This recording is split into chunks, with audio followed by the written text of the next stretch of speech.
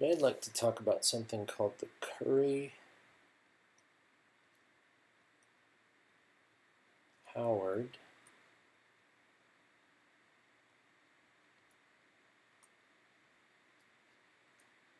isomorphism.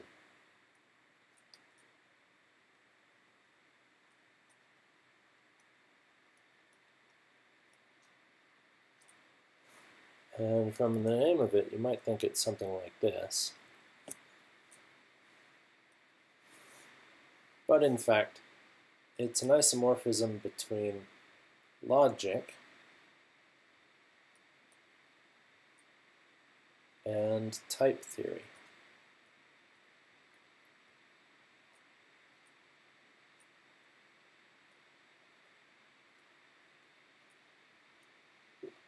Now, type theory is what we've been doing with contracts. So here we have a contract.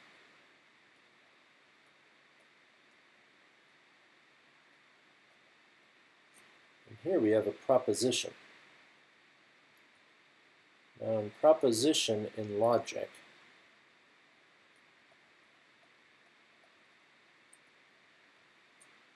is a claim that something is true.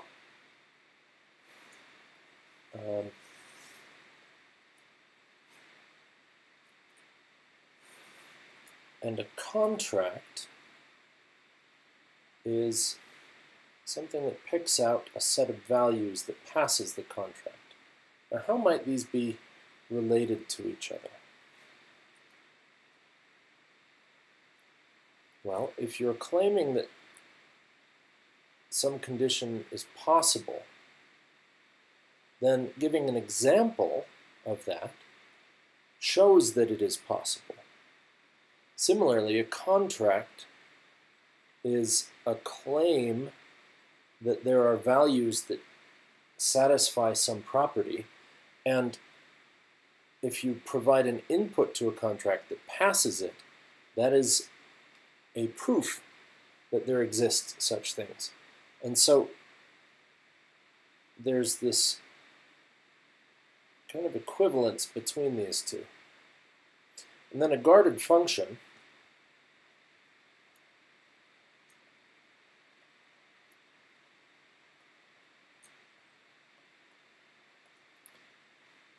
is analogous to a proof.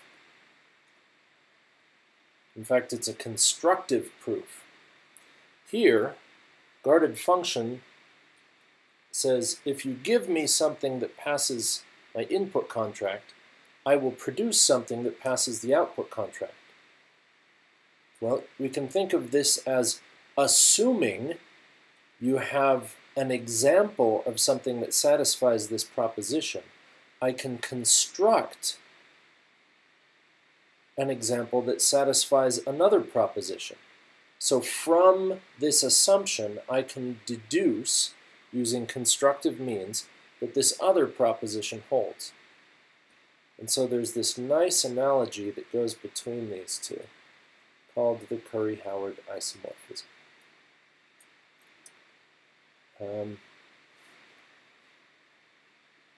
There's some notational niceties too that go between it. I mean, that are similar in both cases, particularly around this arrow.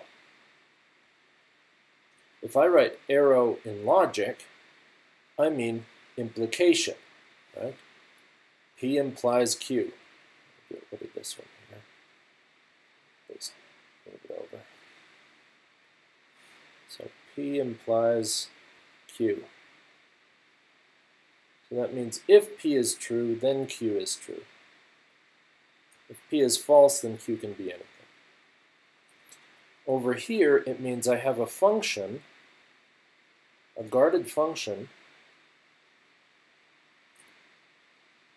that's guarded by the P contract and the Q contract. Here I have a particular function mapping between these. Implication just says there exists one. Here we actually talk about the particulars of it. But if we're talking about constructive implication, Then we have to say how P implies Q. So can we make it any more concrete than just this sort of rough analogy? It turns out yes. So over here, we have